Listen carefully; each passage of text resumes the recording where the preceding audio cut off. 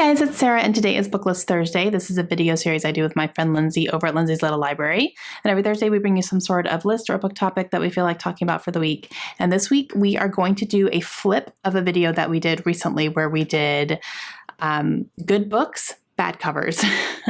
This time we're going to do good covers, bad books. Are these books bad? No, they're not bad. I just personally did not enjoy them when I read them. But they have great covers. Okay, the first one I'll talk about is Lord of the Flies. I love this cover. Like this particular cover I love, and that's the one that I had when I owned the book. And I read it. And I didn't love it. I didn't love the book. I think I just went into it with different expectations of what it was.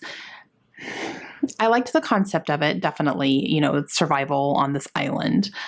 But I think I remember when I was wrapping up this book and saying that I, didn't really care for it that much, that I wanted more death of the children. I was questioning a lot of things at that point. I was like, not enough kids died. What's going on? But I think that's just what I was expecting. So yeah, I don't know. I didn't love that one. It wasn't enjoyable for me when I read it. Another one is The Sun is Also a Star by Nicola Yoon. I read this one for a young adult literature class when I was taking my classes for my library sciences degree.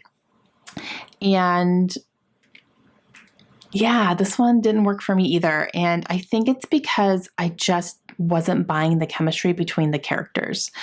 And it's definitely like an insta love thing, dealing with these two teenagers who are, trying to stay in the country and, almost using each other to do that.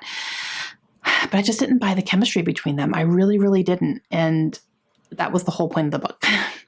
So, yeah, definitely not a popular opinion on that one. This is a very beloved book. That cover though, for real. Okay, the next one is The People We Hate at the Wedding by Graham Ginder. I love this cover, and this cover is definitely what made me pick up the book. And then I read it. And I wouldn't say that I hated it. I didn't hate it. I don't hate many books. But it was definitely something where I was listening to it, and there were a few scenes that I just went, like, not in a good way. The characters were all terrible, which they're not like they were terrible characters. Like they were terrible people. They were supposed to be terrible. They were written the way they were supposed to be. But yeah, I didn't like any of them at all.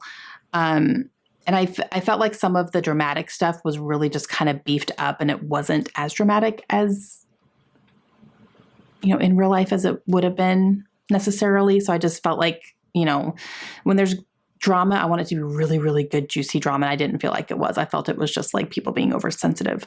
And like, that's not really, like that wouldn't have been a thing normally. So yeah, it was just kind of one of those things. The next one is The Antidote for Everything by Kemery Martin. I 5-starred the first book that I read from her. And then when I tried this one, this was her sophomore novel. And it ended up just being okay. It wasn't bad, but it wasn't as good as I was expecting it to be because I loved her first one so much. This is definitely, it's a medical drama, and it's, her first book was more like kind of Grey's Anatomy-ish. This one wasn't quite that as much. And yeah, the characters were just, I didn't really care about the characters that much in this one. So maybe just comparing it to the first one wasn't completely fair on my part, but that's what I had to go on. And it didn't live up to the first one for me. They are not connected in any way, shape, or form. They're standalones. I just enjoyed her first one better. But her covers are so good. And the last one is The Strange and Beautiful Sorrows of Ava Lavender by Leslie Walton. This is a book that I actually DNF'd, so I did not read the entire thing. I don't remember how far I got into it, but I remember just feeling like I've read a lot and nothing has happened. That's what it was. I've read a lot and nothing has happened. And I didn't care. So I put it down and I never went back to it. But let me tell you, this is one of my favorite covers of all time. It is so stunningly gorgeous. I just wish the inside worked for me, but it did not, unfortunately. Okay, guys, those are some books that I absolutely love the covers, but didn't love the insides as much as I was hoping I would. So let me know if you guys have some down below. I would love to know what covers you love, but when you read them, they didn't quite live up to those covers for you. And make sure you go check out Lindsay and see which books she's highlighting today as well. And we will see you guys again soon. Have a great day. Bye.